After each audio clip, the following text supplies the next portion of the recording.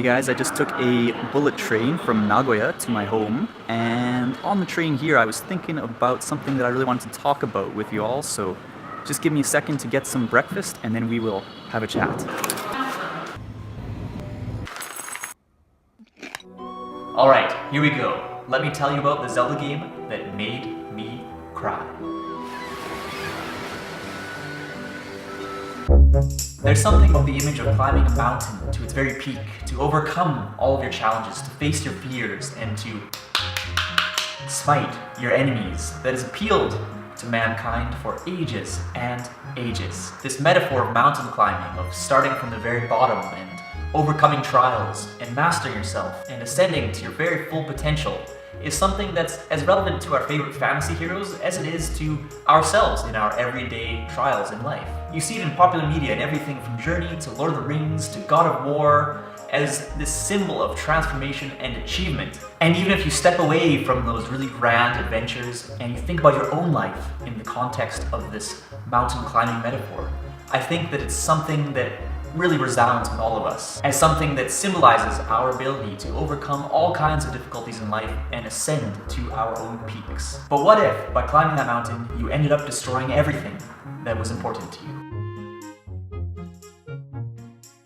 There are a lot of Zelda games packed with sadness and surprisingly touching moments, whether it be Grandma getting sick in the Wind Waker, or Midna shattering the mirror at the end of Twilight Princess, or even the whole Anju and Cafe side quest in Majora's Mask. For a series where the focus is really on the gameplay and atmosphere rather than the storytelling in itself, there have been a lot of great stories told in the Zelda series. But if I look at this series in its entirety, there's one game that stands tall above the rest for bringing tears to my eyes when I first played it over 20 years ago. Welcome to Link's Awakening, and welcome to Kohorin Toto. I think the wonderful use of the mountain climbing metaphor is something that really struck me about Link's Awakening when I first played it as a kid. And I don't mean that I tried to appreciate it in a kind of hipstery sort of way. It's just something that was there, and naturally as a storytelling device, it had a big impact on me. It followed this tried and true mountain climbing metaphor right to the very end. But at the same time, what makes Link's Awakening so special is that it twists that whole metaphor on its head about halfway through the adventure, and it makes you stomach a very harsh reality about what you're doing, even as you're forced to press on with that quest. We'll talk more about that in a bit. I might add that Link's Awakening is perhaps my favorite Zelda game for what it did so differently from the rest of the series in terms of story and atmosphere. At its core, it's the very classic hero's journey and has all the kind of typical Zelda trappings as you journey to become the best version of yourself and get a really powerful sword and so on, but this was the first time that a Zelda game presented characters in a way that really made you feel like they were worth caring about. And it's the only time that I ever wondered, am I really the good guy in all of this? To give a quick refresher, Link's Awakening is the first release in the Zelda series to have taken place outside of Hyrule. And according to the Hyrule Historia, it takes place after Link to the Past and after Oracle of Ages and Oracle of Seasons. In the series canon within the Downfall timeline, where Ganon defeats the Hero of Time in Ocarina of Time. So apparently after Link to the Past, Link is said to have set out on a quest for enlightenment, which is the quest in Oracle of Seasons and Oracle of Ages. And at the end of that quest, when you spank Ganon at the end of the Link embarks from Labyrinthia aboard a boat. And it's on this journey home that Link's Awakening is said to take place. At the time of its original release, Link's Awakening was a direct sequel to A Link to the Past, so I'll always think about it in that sort of light, but the context given to it in Hyrule Historia makes a lot of sense compared to the other crazy mental acrobatics that you have to do to make sense of any other part of the Zelda timeline, so I'll give it that. Anyways, on the voyage home, there's a terrible storm and Link's boat actually capsizes and he washes ashore upon an island. And there's something a little bit unusual about this island. There are many things about it that feel oddly familiar. There are weird ghosts, there are weird people with strange, severe social phobias who refuse to talk to you in person but will talk to you over the phone. There are animals, lots of talking animals. In fact, there's a village of talking animals, which is kind of weird. And there's this thing called a Cukeman, which got a very interesting makeover from A Link to the Past. Anyways, as you can see, I'm telling you, there's a lot of weird stuff in Link's Awakening, let alone the fact that there is an enormous flying whale lost in dreams, sleeping in an egg on top of the tallest mountain on the island. I don't know about you, but I think that's pretty weird. Moving back to how the story begins, after Link washes ashore, a young girl named Marin comes and is able to rescue him and takes him to her house, where she nurses him back to health, and they quickly become good friends. And once he's back on his feet, Link ventures down to the seashore to see, are there any remnants of the ship or anything useful that he can find there? And sure enough, he finds a sword, and he also finds a mysterious owl who talks to him and tells him that if he wants to leave the island, he must complete a quest to gather 8 siren instruments and travel to the very top of the tall mountains to wake this windfish from its slumber. If he does not do so, he will never escape the island. Pretty good motivation. I will probably want to listen to the owl too. And hence, instead of trying to save Hyrule in the context of the usual Link, Zelda, Ganon, Triforce sort of setup, which is so woefully typical of the series, the main objective in this game is simply to get the hell out of a place you don't want to be, which sets the stage for something that was very unusual for a Zelda game at the time, and stands out as being rather unusual for a Zelda story to this day. And so you're left to venture across Koholint Island to find these instruments and to become a true hero, as only a true hero can break into the Windfish's egg. And being a true hero in Link's Awakening not only means finding these 8 mysterious instruments and conquering all sorts of dungeons, but also helping different people around the island out with all sorts of strange dilemmas and participating in the series' very first trading sequence. Over the course of the adventure, you will indeed help many animals and other strange beings with their problems, and you'll perhaps even grow attached to a few of them, and perhaps foster even deeper feelings for one of them.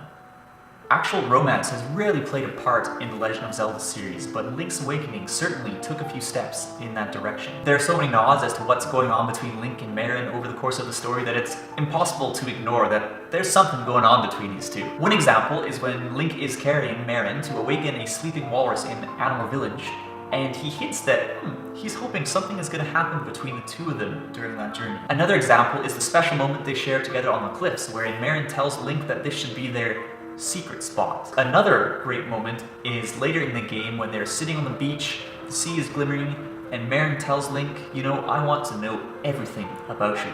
And of course, later in the game, there's also a scene where Marin is about to confess something deep to Link just before her father comes and interrupts her. If you're interested, the manga adaptation of the game actually fleshes out the characters and story a lot more than the game itself does, so I definitely recommend checking that out if you are interested. Anyways, the many very, very human moments between Link and Marin and the other characters in the game made me very fond of the story and the characters, and made me really want to see Koholint as a setting for future Zelda games too. But as wonderful as the simple and charming relationships were, the game would always shift its focus back to the central quest, the quest to awaken the Windfish. After a long and immensely rewarding journey, I vividly remember climbing to the top of the Tall Mountains, to the top of Talmarek Mountain, and seeing the 8 siren instruments float up into the air, and suddenly hearing the most beautiful song I've ever heard in any Zelda game echo over the mountains.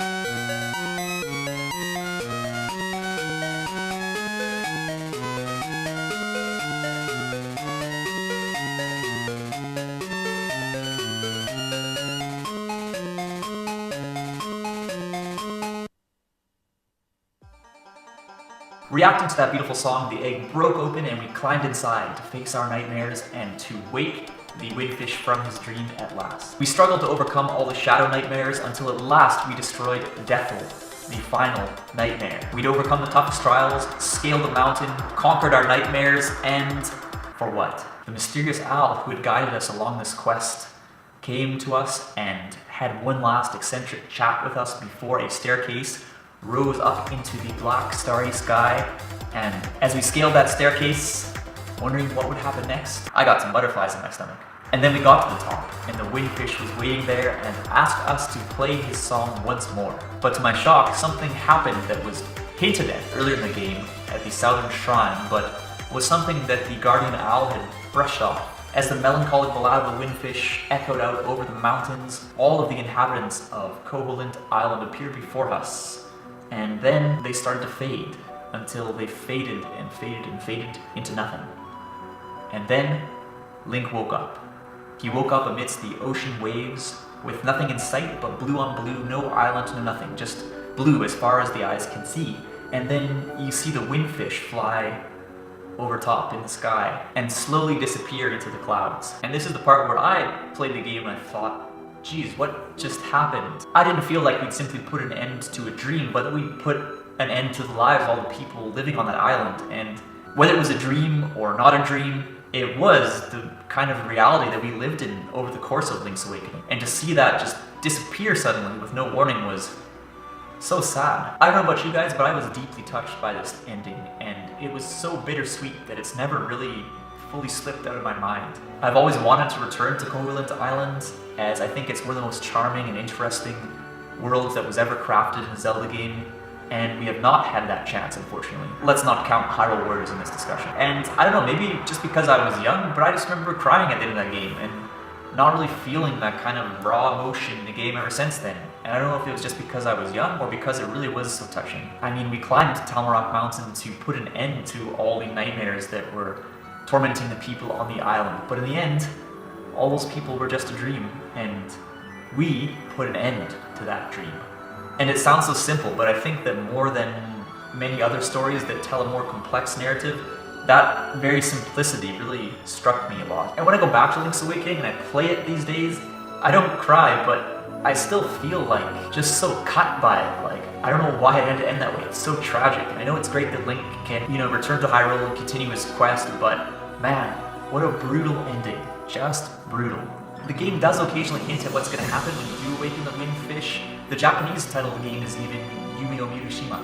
But it's just like, you don't expect it to just end like that, rather than just disappearing in a heartbeat. You don't even get to say goodbye to anyone. I think the most crushing thing is that you never get to say a proper farewell to Marin. I mean, this was the first time, and really in my mind the last time in the Zelda series, that there was actually a sort of semi-romantic relationship between Link and another character worth caring about. And it just gets whoosh, cut off, just like that. Bittersweet is really the only way to describe it. You may remember that earlier in the game, Marin says that if she were a seagull, she would fly away from Koholint Island and sing for many people, and she believes that perhaps if she makes a wish to the Windfish, that wish will come true. But as we know, that's not the case. That will never happen for her. Unless, of course, you end up beating the game without dying once, in which case you will see Marin flying across the sky as the credits roll. And in the DX version, you'll actually see Marin's face at the end of the credits fade into a seagull. But I'm not sure what's more sad, getting the perfect ending and seeing this, or not seeing anything at all. Ugh.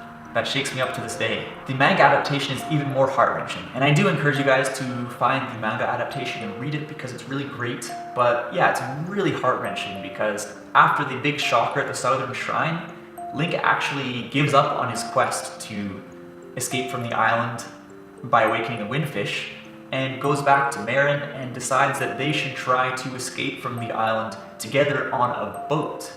And they set out on a raft, and no matter how hard they try to get away from the island, they never get any further. They look back, they're always the same distance, and eventually Link has to give up and return to Koholint Island with Marin, and he breaks down on the beach, and then the owl appears and lays it bare to him what he must do, and that there is no other choice. And you can really see his suffering in the manga in a way that you don't in the game, so it's really interesting to check out. And of course, in the end, in the manga adaptation, he at last resolves that he can move forward with his quest, because even if he does destroy the island, everyone there will live on in his heart. Ugh. It just cuts so deep. Link's Awakening always struck me as a message of how, even if we cherish certain memories and certain points in time where we are surrounded by people who we care about, there's a time when we often need to move forward and we can't go back. And even though it hurts to destroy those kind of illusions, it's necessary in order to get on with our lives. And I always found that that was something that resonated with me quite deeply. It's sad, but it's a very beautiful message. And there's been a lot of other touching moments in Zelda games, but I don't think anything has ever really touched me quite like that did. I think that was really beautiful. What do you think? Well, that's all for now. How about you guys? Have you ever cried during a Zelda game?